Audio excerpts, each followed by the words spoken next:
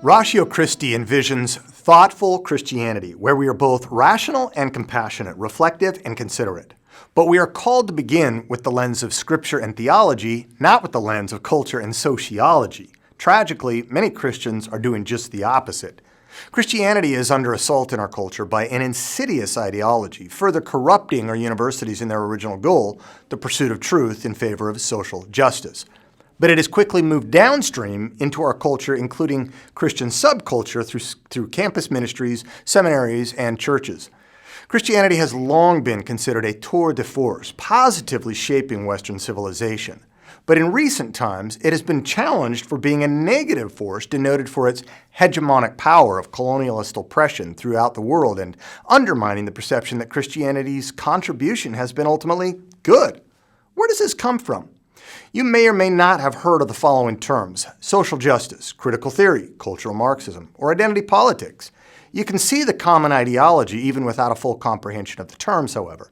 Sometimes when people say social justice, they simply mean helping the poor, oppressed, downtrodden, fighting sex trafficking, all good things.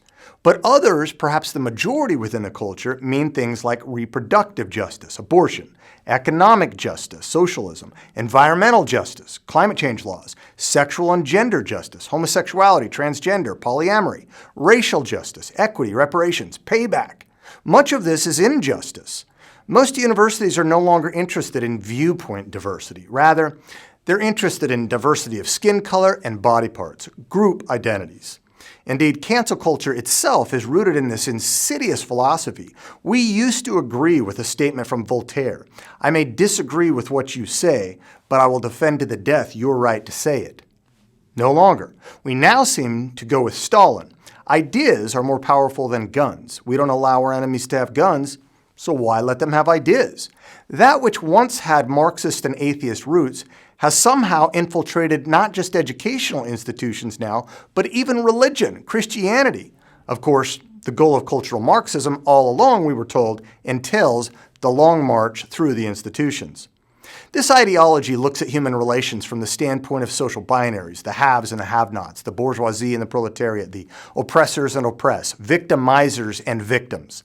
Society is separated into dominant oppressor groups and subordinate oppressed groups along the axis of race, class, sex, gender, nationality, and even religion. Your primary identity is a group identity, either as an oppressor or oppressed. Life is about privilege and power dynamics and identity politics. A white male is an oppressor to a black male simply due to skin color. But according to the aspect of intersectionality, you may be at the intersection of multiple identities, like being a black male juxtaposed to a black female, having oppressor status as a male but oppressed status as black. The more you share in identification with oppressed groups, the more enlightened to the problem you become, and you carry authoritative knowledge relative to oppression. This is because knowledge is socially constructed based upon your social location. If you can't see the problem, well, it's just because you're blinded by your privileged standpoint. One cannot simply view issues of race, class, sex, and gender in isolation, however, since they are interlocking systems of oppression, we're told. As one critical theorist puts it, anti-racist policies cannot eliminate class racism without anti-capitalism policies. To truly be anti-racist is to be feminist. To truly be feminist is to be anti-racist. We cannot be anti-racist if we are homophobic or transphobic. To be queer anti-racist is to understand the privileges of my cisgender, of my masculinity, of my heterosexuality, of their intersections. It's all intersected. In sum, if the problem in society is oppression, then the goal is liberation. According to the theory, any group inequality entails group injustice. Hence, the goal is social justice. Notice nothing is said here about true justice, getting what you deserve. Nothing about forgiveness, nothing about other virtues. While Christianity concurs that oppression is bad, the biggest problem with Christianity and critical theory is that both function as meta-narratives framing all of reality. Coexist, says the bumper sticker. Nope, won't work.